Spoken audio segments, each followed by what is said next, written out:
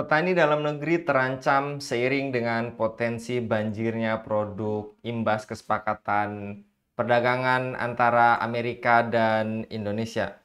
Peneliti Third World Network atau TWN Lutfia Hanim mengatakan bahwa produk pertanian di Amerika jauh lebih murah karena pemerintah Donald Trump menggelontorkan subsidi sebesar 20 miliar dolar Amerika per tahun atau sekitar 325 triliun rupiah untuk sektor tersebut.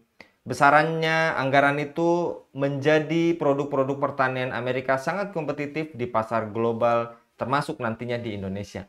Apakah petani kita dibiarkan kalah bersaing di negerinya sendiri?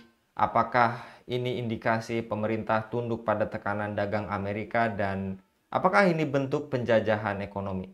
Untuk membahasnya kami terhubung dengan Bung Yuwana Triutomo. Kita sapa terlebih dahulu. Assalamualaikum warahmatullahi wabarakatuh, Bung Yuwana. Waalaikumsalam warahmatullahi wabarakatuh, Bung Anggi. Pada episode sebelumnya kita juga sering membahas ya Bung Yona terkait kesepakatan dagang yang katanya kalau boleh kita ambil kalimat positifnya yang sebelumnya 32% menjadi hanya 19%. Walaupun embel-embelnya banyak, syarat dan ketentuan berlakunya lebih tidak menguntungkan di Indonesia, bahkan menguntungkan Amerika Serikat. Menurut Anda, bagaimana logika keadilan dalam kesepakatan dagang ini ketika Amerika tetap melindungi petaninya lewat tadi subsidi yang ratusan triliun rupiah per tahun, sementara kita justru membuka pasar tanpa tarif yang persyaratan bagi produk Amerika masuk ke Indonesia, padahal petani lokal kita dibiarkan tanpa perlindungan yang memadai, Bung. Ya, terima kasih, Bung Anggi. Raditu billahi robba wa bil islami dina wa bi Muhammadin nabiyya wa rasulah rabbi sidni ilma warzuqni fahma rabbi syrah li sadri wa yassir li amri wahlul 'uqdatam min lisani yafqahu qawli. Jadi, bagaimana logika keadilan dalam kesepakatan dagang ini? Ya, beginilah kapitalisme, Bung Anggi. Jadi kesepakatan kesepakatan itu merupakan bukti nyata adanya ketimpangan dalam sistem perdagangan global hari ini. Dan itu keniscayaan kapitalisme begitu. Ketika negara maju itu bebas mensubsidi petaninya, ya kan, sementara negara berkembang ya malah ditekan untuk membuka pasarnya. Ini kan bentuk ketidakadilan yang sifatnya struktural kan, yang dilegalkan melalui jargon perdagangan bebas itu meskipun sangat jauh dari kata adil. Jadi ketika Amerika Serikat menggelontorkan subsidi lebih dari 325 triliun per tahun ya untuk sektor pertanian, ya, subsidi subsidi apa, harga, terus kemudian pupuk, terus kemudian asuransi gagal panen, bahkan untuk dukungan ekspor. Namun lewat kesepakatan ini juga justru Indonesia itu didorong bahkan ditekan untuk menurunkan tarif dan membuka pasarnya. Hasilnya apa? Produk pertanian dari Amerika Serikat kan masuk ke Indonesia dengan harga murah, membanjir gitu kan. Bukan karena lebih efisien, tapi karena disubsidi oleh negara mereka.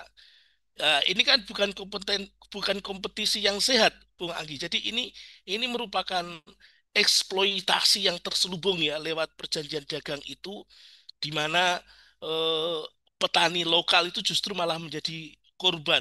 Bahkan korbannya korban dua kali ya. Ibarat sudah jatuh ketimpa tangga lagi, tidak dapat subsidi dari negara, tapi disuruh bersaing dengan produk-produk dari Amerika. Kan jadinya petani Indonesia ini kan tidak punya jaring pengaman sama sekali, ya. Subsidinya minim, terus kemudian infrastrukturnya juga buruk, kemudian akses pupuk dan modal juga terbatas. Tapi kemudian mereka dipaksa berkompetisi, dipaksa berkompetisi di pasar bebas melawan produk-produk asing ya yang sejak awal sudah disubsidi, sudah dimenangkan oleh negara asalnya. Jadi ya kapitalisme dengan kedok perdagangan bebasnya ini memang memang karakternya begitu. Di awal dia menjanjikan keadilan, tapi ternyata hanya kamuflase saja, hanya kedok saja dari penjajahan kapitalisme gaya baru. Jadi yang katanya perdagangan bebas itu free trade, ya, itu menjanjikan fair trade, yang ada justru malah bullshit itu. Yang ada justru fair trade itu. Jadi ya inilah imperialisme ekonomi dalam wujud baru yang apa? Yang lebih modern. Jadi nasihat buat para pengambil kebijakan bahwa kedaulatan pangan itu bukan soal kemampuan membeli dari luar ya, tapi keberanian untuk melindungi yang menanam dari dalam, keberanian melindungi petani-petani lokal, dan keberanian melindungi produktivitas dalam negeri. Begitu, Bung Anggi. Artinya, apakah ini berpotensi memarginalkan sektor pertanian lokal? Lalu, apa yang akan terjadi jika petani gulung tikar dan kita sepenuhnya tergantung impor? Ingat, ada juga beberapa data yang menyebutkan beras saja kita impor dari zaman presiden pertama atau kedua itu juga sudah mengatakan kita selalu impor. Ya, jadi begini, Bung Anggi ya, pertanyaan Anda ini memang mengarah pada salah satu ancaman strategis terbesar terhadap kedaulatan ekonomi dan ketahanan pangan Indonesia ya. Jawabnya tegas, ya pasti itu Bung Agi. Masuknya produk pertanian Amerika yang disubsidi besar-besaran ini sangat berpotensi mempercepat pemarginalan sektor pertanian lokal jika jika dibiarkan saja ya. Tentu dampaknya juga sangat serius dan sistemik. Jadi ini merupakan problem global dari sistem kapitalisme Amerika yang berusaha tetap eksis menjajah perekonomian Indonesia, khususnya di sektor ketahanan pangan. Jadi gitu. Terus masuknya produk pertanian Amerika dengan harga yang murah ini merupakan senjata untuk mematikan pasar dalam negeri. Jadi eh, marginalisasi petani dalam negeri menjadi tidak terhindarkan, rendahnya harga impor produk pertanian dibanding produk petani lokal ya, meski kualitasnya belum tentu lebih baik, terus kemudian membuat petani lokal kehilangan daya tawar dan pangsa pasar, bahkan bisa membuat petani rugi dan enggan bertani lagi. Akibatnya kemudian kan petani menjadi secara sistemik ya, proses secara sistemik menjadi miskin kan. Ini tentu memiskinkan petani juga kan, secara perlahan ya, namun pasti dipaksa untuk meninggalkan lahan-lahan mereka. Nah, kalau petani itu gulung tikar, maka rantai krisis akan terjadi dan akan terjadi dan negara ini akan kehilangan basis produksi pangan lokalnya. Jadinya kebutuhan pangan bergantung pada pasokan luar negeri terus gitu. Jadi kemandirian pangan jadi tidak ada. Belum lagi akan muncul karena petani meninggalkan lahan mereka, itu akan mengakibatkan menaiknya menaiknya angka pengangguran ya, terutama di desa-desa akibat sawahnya nganggur tadi, bahkan dikonversi menjadi proyek. Kan ini ancaman krisis yang sangat nyata di depan mata gitu kan, dari krisis ekonomi, kemudian karena banyaknya pengangguran, terus kemudian banyak pemuda remaja yang nggak ada pekerjaan, kongko-kongko saja misalnya, itu kan bisa mengarah kepada krisis sosial, bahkan juga krisis politik. Ya begitu, kapitalisme memang akan membuat kelas, ya. Ketika negara tidak bisa memberi makan rakyat dari tangannya sendiri, maka makan itu akan diurusi oleh negara lain, negara luar. Dalam hal ini tentu sebagai penjajah ekonomi dalam bahasa saya tadi ya. Nah, pertanyaannya sampai kapan masyarakat ini bisa mandiri? Terus apakah harus disuapi terus oleh kapitalisme yang berkedok investasi, berkedok pembangunan? Maka ini menjadi pemikiran kita untuk segera bangkit menuju yang betul-betul mandiri, apalagi kita kan menjelang Indonesia emas ini, Bung Anggi. Bahkan mengutip salah satu ekonom dari Indef, Bung Rizal Taufikur Rahman juga adanya kecenderungan menurun petani yang tadi Bung Yohanes sampaikan, petani milenial untuk bertani itu semakin menurun karena tadi yang Anda telah paparkan. Kemudian tadi juga Anda menyinggung tentang free trade yang Amerika bebas masuk ke pasar Indonesia, sedangkan Indonesia akhirnya fear trade, ketakutan gitu karena mereka bisa mengakses seluruh sumber daya secara bebas, bahkan tembaga secara penuh. Apakah menurut Anda, tadi juga sempat Anda singgung sepintas, apakah ini bentuk kolonialisme ekonomi gaya baru dan sejauh mana akhirnya kesepakatan ini menunjukkan keberpihakan kepada kedaulatan pangan serta kekayaan alam bangsa ini, Bung? Iya, Bung Anggi. Jadi ini masalah ketimpangan global ya dan subordinasi ekonomi itu yang dibungkus dengan narasi modern, misalnya kerjasama strategis, terus kemudian investasi asing itu hanya kemasan-kemasan saja, narasi-narasi saja yang sebetulnya eh, apa jebakan pada penjajahan gaya baru itu, kolonialisme ekonomi gaya baru itu. Kalau kita telusuri lebih mendalam, eh, bentuk kolonialisme ekonomi gaya baru ini ya tidak lagi memakai senjata kan, tapi ya tadi memakai perjanjian dagang, terus investasi, termasuk penguasaan sumber daya. Nah, di atas tadi sudah saya sepil, Bung Agi. Jadi kolonialisme ekonomi itu bentuk dominasi di mana negara maju, dalam hal ini Amerika Serikat kan, mengontrol pasar, ya, mengontrol sumber daya, termasuk kebijakan ekonomi negara lain dia kontrol itu melalui instrumen yang sifatnya non militer, ya seperti kesepakatan dagang yang timpang, ya katanya resiprokal, tapi ternyata resiprokal dari mana? Kalau resiprokal kan harusnya 50-50 sama-sama begitu kan, tapi ini ternyata tidak.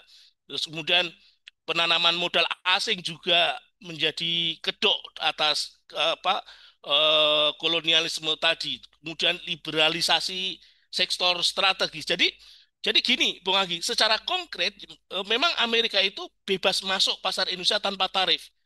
Sementara petani lokal kita itu tersingkir dan kekayaan alamnya digenggam oleh asing.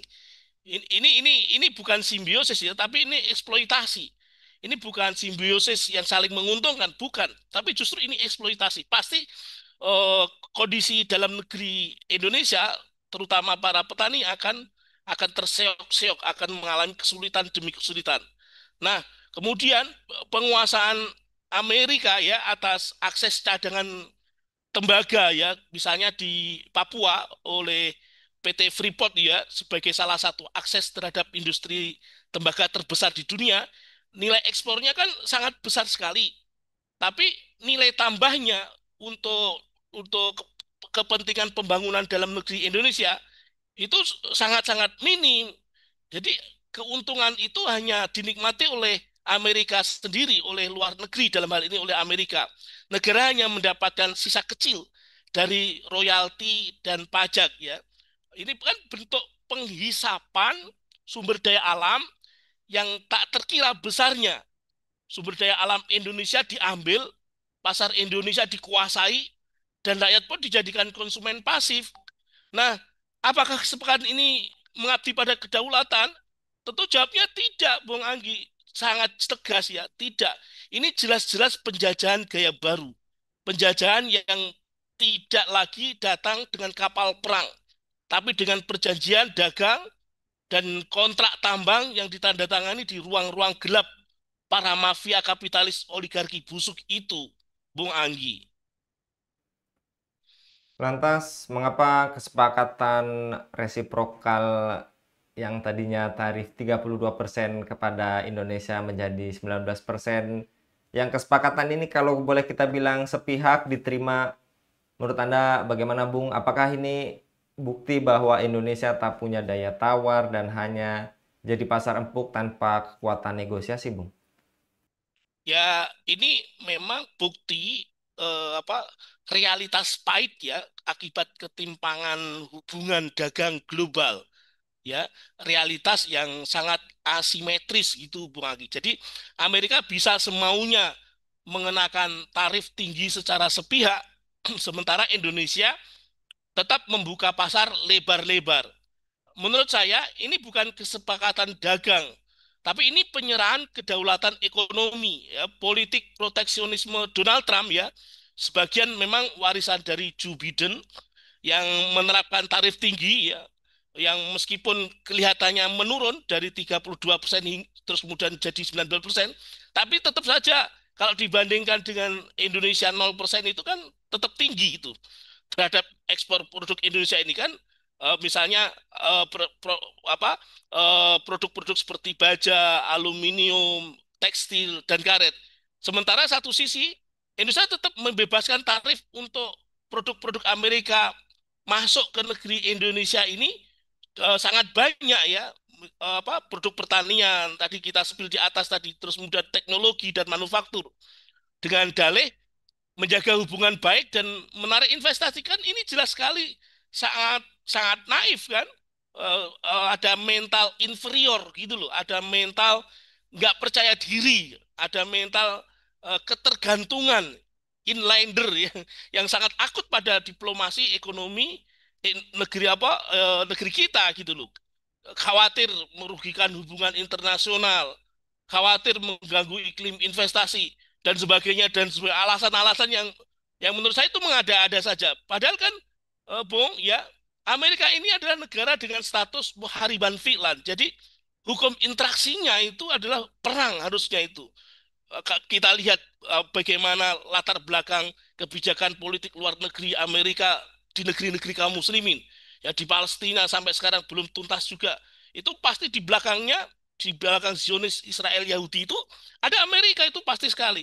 Kemudian bagaimana di Timur Tengah. Jadi harusnya kalau kita punya keimanan yang kuat ya, harusnya atas berkat rahmat Allah yang Maha Kuasa itu, apalagi kita memiliki kemerdekaan berpolitik di dalam luar negeri itu, punya kemandirian sikap, harusnya hukum interaksinya itu dengan perang ya. Harusnya itu begitu. Karena Amerika itu posisinya negara kafir muhariban fi'lan itu. Nah, kesepakatan ini kan jadi jadi bukti kalau Indonesia itu ternyata tidak punya daya tawar gitu loh. Jadi ini merupakan indikasi yang serius kalau Indonesia itu sangat lemah dalam negosiasi dagang ya. Harusnya kan kalau kalau berani bahkan putus hubungan dengan Amerika itu. Jadi berdiri secara sejajar sebagai negara merdeka atas dasar rahmat Allah yang Maha Kuasa tadi. Jadi jadi Allahu Akbar gitu, Bung Anggi. Wallahu alam bisawab. Terima kasih, Bung Anggi. Baik, jazakallah Bung Yono untuk pemaparannya pada kabar petang kali ini. Saatnya bersuara, jangan sampai petani kita yang sudah digencet oleh produk-produk dari negeri tirai bambu dan kali ini juga harus menghadapi gempuran produk yang tanpa tarif 0 rupiah pun ini datang dari negeri Paman Sam. Jazakallah sekali lagi Bung Yono untuk pemaparannya pada kabar petang kali ini. Demikian pemirsa Ilava News, dukung dengan subscribe, share, dan like. Semoga menjadi kebaikan bagi kita semua di dunia dan di akhirat. Saya Anggi Suara undur diri. Wassalamualaikum warahmatullahi wabarakatuh.